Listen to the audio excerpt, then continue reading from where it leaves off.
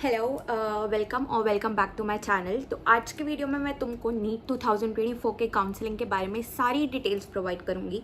Date, fees, क्या क्या documents चाहिए, कैटेगरी वाइज क्या फ़ीस है, कौन सी फ़ीस रिफंडेबल है और कौन सी फ़ीस रिफंडेबल नहीं है। तो इसलिए एंड तक वीडियो को ज़रूर देखना और अपने सारे फ्रेंड्स को शेयर करना ताकि उनको सारा ही प्रोसेस पहले से ही पता हो। So let's start the video. जैसे कि परसों ही MCC ने हमारा डेट्स जो है काउंसलिंग का वो अपलोड करा था। तो उसमें जो फर्स्ट राउंड है वो 14 अगस्त से स्टार्ट है। फिर उसके बाद जो सेकेंड राउंड है वो हमारा 4 सितंबर से स्टार्ट है। और इसकी फर्दर जो भी प्रोसेस है, जैसे पेमेंट हो गया, चॉइस फिलिंग हो गया, इसकी भी पर्टिकुलर डेट्स है। पहले मैं तुम्हें सिर्फ डेट्स बताऊंगी कि कब कब रजिस्ट्रेशन डे है।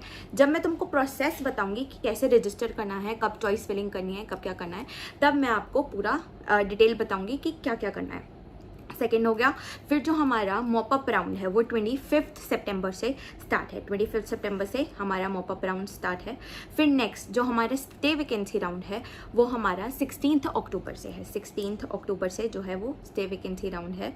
और 16 अक्टूबर के बाद रजिस्ट्रेशन, पेमेंट, ये सबका डेट्स जो है वो मैं आपको एंड में जब प्रोसेस समझाऊंगी तब मैं आपको बताऊंगी। तो अब डॉक्यूमेंट्स क्या क्या रिक्वायर्ड चाहिए। डॉक्यूमेंट्स 10th का सर्टिफिकेट और marksheet, very much important. 12th का certificate, marksheet, very much important. NEET admit card, very much important. और provisional allotment letter, not that much important, but हाँ शुरू के 3 चीज़ 10th, 12th and admit card बहुत important है। और नीट का स्कोर कार्ड, उसके बिना तो कुछ होएगा ही नहीं। तो नीट का स्कोर कार्ड 2024 का रिवाइज जो तीसरी बार आया है, एक तो पहले आया था, फिर 1500 बच्चों के बाद रिवाइज्ड आया, फिर लास्ट में जब वो फिजिक्स वाले क्वेश्चंस के बाद जो दोबारा आया रिवाइज्ड, वो वाला तुमको अपना नीट का स्कोर कार्ड जो है वो तुमको अपना नीट का स्कोर कार्ड देना है। फिर हमको कैटेगरी सर्टिफिकेट अगर एप्लीकेबल है तो तुम उसको क्या कहते हैं दे सकते हो। Passport size photo, proof identity में कुछ भी, आधार कार्ड ले लोगे, पैन कार्ड ले लोगे, पासपोर्ट ले लो, कोई भी जो भी अवेलेबल हो तुम्हारा उस मोमेंट पे वो तुमको लेना है। माइग्रेशन अगर हुआ है तो तुमको माइग्रेशन सर्टिफिकेट या TC लेना पड़ेगा। अगर तुमने किसी जैसे 10th के बाद तुम्हें 11th और 12th कहीं और से करी है तो उसका तुमको लेना पड़ेगा। गैप सर्टिफिकेट सिर्फ उसी के लिए जिन्होंने ड्रॉप स्टूडेंट्स है, जो कि जिन्होंने ड्रॉप करा है तो कितने साल का ड्रॉप था तो वो गैप सर्टिफिकेट, एक मेडिकल सर्टिफिकेट और PWD कैटेगरी के जो हैं उनका वो वाला सर्टिफिकेट। अब फीस कितनी है और कौन सी रिफंडेबल है और कौन सी रिफंडेबल नहीं है। जैसे ऊपर हमने देखा था रजिस्ट्रेशन के बाद एक कॉलम था पेमेंट वाला, फिर चॉइस फिलिंग, ये वो। तो जो हमारा पेमेंट वाला मेथड है उसमें हमको ये सारी पेमेंट्स करनी है हमारे रजिस्ट्रेशन के रिगार्डिंग। जैसे जो जनरल वाले हैं, जनरल वालों की जो रजिस्ट्रेशन फीस है वो है 1000 रुपये, जो कि रिफंडेबल नहीं होगी। जो एडमिशन फ़ी है वो है 10,000 रुपये, जो कि रिफंडेबल है। और जो अगर हमको प्राइवेट यूनिवर्सिटी के लिए हम अप्लाई कर रहे हैं अपना फॉर्म, उसके लिए तुम्हारी फीस है 2 लाख रुपए। कितनी? 2 लाख रुपए, जो कि रिफंडेबल होगी।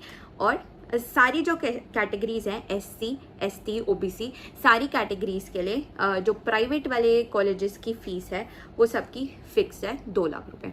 बाकी जो हमारा रजिस्ट्रेशन फ़ी थी वो SC के लिए, बाकी सबके लिए कितनी है 500 है। और जो तुम्हारा एडमिशन फ़ीस था जो कि रिफंडेबल था वो सबकी, सिर्फ जनरल की 10,000 है, बाकी सबकी 5,000 है। PWD की भी उतना ही है।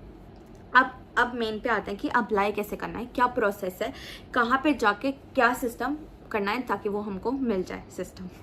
ओके तो फिर स्टेप 1 क्या है, हमें MCC को विजिट करना है। स्टेप 2 में क्या करना है, हमको अपना जो भी हमारा मेन्यू पॉइंट आता है, MCC की वेबसाइट खुलेगी, उसके बाद जो मेन्यू आएगा उस पर क्लिक करना है। स्टेप 3 में हमें UG मेडिकल पे जाना है। UG मेडिकल के बाद लिंक्स पे जाना है, नहीं तो ना ऊपर ही चलता आता है कि इंपॉर्टेंट लिंक्स, तो वहीं पर क्लिक कर देना है। और उसके बाद रजिस्ट्रेशन पे 14 अगस्त को जब भी रजिस्ट्रेशन खुलेगा तो तुमको आ जाएगा रजिस्ट्रेशन वाला, तो रजिस्ट्रेशन पे क्लिक करना है। फिर अपनी बेसिक डिटेल्स भरनी है, मतलब जो भी एप्लीकेशन नंबर या पासवर्ड जो भी वो मांगेगा वो सारी तुमको अपनी बेसिक्स डिटेल भरनी है। फिर उसके बाद रजिस्टर करना है, उस प्रोसेस को तुमको कंप्लीट करना है। और जब एक बार तुम्हारा रजिस्ट्रेशन हो जाए उसके पास आती है चॉइस फिलिंग कि MBBS, BDS, जो भी मतलब जो भी तुम्हारी चॉइस फिलिंग है वो तुमको चॉइस फिलिंग करनी है। फिर तुमको अपना प्रेफर्ड कॉलेज और अपनी अवेलेबिलिटी और एलिजिबिलिटी, मतलब अब तुम्हारे 500 आए हैं और तुमको एम्स चाहिए, तो ऑब्वियसली वो इतना डिफरेंस वाला प्रेफरेंस नहीं करनी, अपनी प्रेफरेंस फिल करनी है कि तुम्हें कौन सा कॉलेज चाहिए, और एलिजिबिलिटी के साथ कि जेन्युइनली कि इस मार्क्स पे तुम्हें लगता है कि ये कॉलेज मिल जाएगा, तो उस एलिजिबिलिटी के साथ तुम्हें अपना फिल करना है प्रेफरेंस। फिर प्रेफरेंस के बाद अगर तुम्हारी चॉइस फाइनलाइज हो जाती है, उसके बाद तुम अपनी सिलेक्शन को लॉक कर सकते हो और फिर लास्ट में सबमिट हो जाएगा। सबमिट होने के बाद तुम्हारी सारी डिटेल्स चली गई हैं, तुम्हारा फीस रजिस्ट्रेशन हो गया, तुम्हारी प्रेफरेंस हो गई, और अगर तुम्हारी प्रेफरेंस सिलेक्ट हो जाती है, लॉक हो जाती है, फिर वो सबमिट हो जाएगी, और उसके बाद तुम्हारा जो कॉलेज है तुमको पता लग जाएगा, और वो तुम्हारा प्रोसेस फिर सारा खत्म हो जाएगा। फिर जब डिटेल्स आएगी कि कब कॉलेज शुरू है, तब आपको वहाँ पे एक बारी जाना पड़ेगा, जो भी आगे प्रोसेस होगा। फिर राउंड 1 हमने देख लिया, राउंड 2 देख लिया, मॉप अप राउंड देख लिया, और स्टे वैकेंसी राउंड। अब ये होते क्या है, राउंड 1 में क्या होता है, राउंड 2 में क्या होता है कि अगर कोई राउंड 1 भूल गया रजिस्टर करना, तो क्या वो दोबारा राउंड 2 से कंटिन्यू कर सकता है, क्या क्या वो आगे की पॉइंट्स ये मस्ट है, मतलब बहुत ज़्यादा इंपॉर्टेंट है, इनको दिमाग में रख के रजिस्ट्रेशन करना, क्योंकि कुछ भी गड़बड़ हुई तो तुम्हारी पूरी करियर की लग जाएगी बेसिकली। तो जो तुम्हारा फ्रेश रजिस्ट्रेशन है वो तुम राउंड 1 में कर सकते हो, राउंड 2 में कर सकते हो, और मॉप अप राउंड में कर सकते हो फ्रेश रजिस्ट्रेशन। अगर तुम राउंड 1 में रजिस्टर करना भूल गए, डेट स्किप हो गई, राउंड 2 में डेट स्किप हो गई, तो तुम्हारे पास मॉप अप राउंड तक चांस है कि तुम दोबारा से नए रजिस्ट्रेशन जो है वो कर सकते हो। अपग्रेडेशन के मतलब जैसे अगर तुम्हें राउंड 1 में ही कोई कॉलेज अपना सेलेक्ट कर लिया है और वहाँ पे तुम्हारा सारा सिस्टम हो गया, तुम्हारा लॉक हो गया सब कुछ, और फिर तुम्हें राउंड 2 में उस मार्क्स में थोड़ा अच्छा कॉलेज मिल रहा है, तो तुम अपग्रेडेशन नहीं करवा सकते। जो एक बारी बुक हो गया वो बुक हो गया, दोबारा से कोई भी सीट अलॉटमेंट जो है वो एक्स्ट्रा से नहीं होगी। अगर एक बार वही सीट जो सिक्योर हो गई राउंड 2 में, तो हम कोई हायर प्रेफरेंस सीट जो है वो आगे वाले राउंड्स में नहीं है अलाउड हमें लेना, हम नहीं ले सकते। Candidate who accept the seat in round 2 can not resign or participate in subsequent round. अगर राउंड 2 में उनका कोई सीट है वो बुक हो गया है, राउंड 2 में अगर उनकी कोई भी कॉलेज है वो बुक हो गया है, तो आगे राउंड्स में, मॉप अप राउंड्स में या स्टे केस राउंड्स में वो फर्दर पार्टिसिपेट नहीं कर सकते हैं। और फिर candidates who do not accept the admission in round 2 can participate in the next round but must register again for the mop up round. जिनका राउंड 2 में नहीं होता है सिलेक्शन, वो फर्दर मॉप अप राउंड में पार्टिसिपेट कर सकते हैं, लेकिन उनको क्या करना पड़ेगा, दोबारा से रजिस्टर करना पड़ेगा मॉप अप राउंड के लिए। Must register again. अगर तुम्हारा राउंड 2 में नहीं होता है, 1 में नहीं हुआ, राउंड 2 में नहीं हुआ, और तुमको मॉप अप राउंड में जाना है, तो तुमको दोबारा से क्या करना पड़ेगा, रजिस्ट्रेशन करना पड़ेगा मॉप अप राउंड के लिए। आई होप तुमको सारी डिटेल्स समझ आ गई होगी। मैं तुम्हारा दोबारा से ही फर्स्ट पेज पे जाके जो भी लिखा है वो समझा देती हूँ।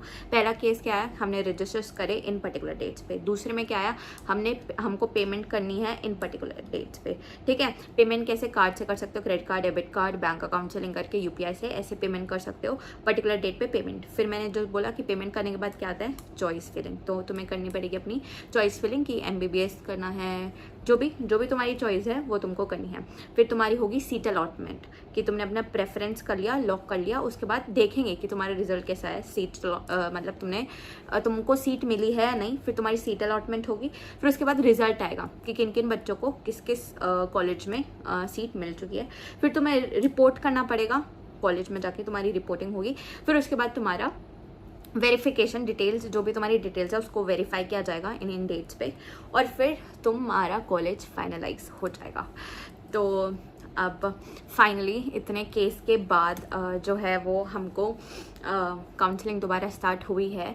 ठीक है, रीनीट was a matter of few students, but उन कुछ बच्चों के चक्कर में जो इतने 20 लाख 23 लाख बच्चे हैं जिन्होंने असलियत में पढ़ के 600 से ऊपर स्कोर कराए, तो उनको क्यों तुम मतलब उनकी सीट नहीं बुक होने दे रहे हो। तो फाइनली काउंसलिंग स्टार्ट हो गया और मैंने तुम्हें डिटेल्स, फीस, सब कुछ सारा चीज़ इन डिटेल में बता दिया है। अगर आपको लगता है कि कोई और तुमको डाउट है कि इसको कैसे करना है, जो भी तुम्हारा अगर कोई भी और डाउट रह जाता है, प्लीज़ मेरे को कमेंट करके बताना। बट मेरे हिसाब से मैंने सारे डाउट्स तुम्हारे क्लियर करने की कोशिश करी है। अगर कुछ भी डाउट रह गया हो तो please let me know in comments, मैं तुमको ज़रूर बताऊँगी। बाकी जब तक के लिए टेक केयर, स्टे सेफ, अच्छे से पढ़ाई करो अगर तुमको लगता है कि नहीं होता है 2025 के लिए। बाकी मैं अपनी वीडियोज़ अपलोड करूँगी बायोलॉजी के लिए और टाइम टेबल्स और स्ट्रैटेजी, तो उसके लिए subscribe the channel and stay tuned. Bye bye, take care.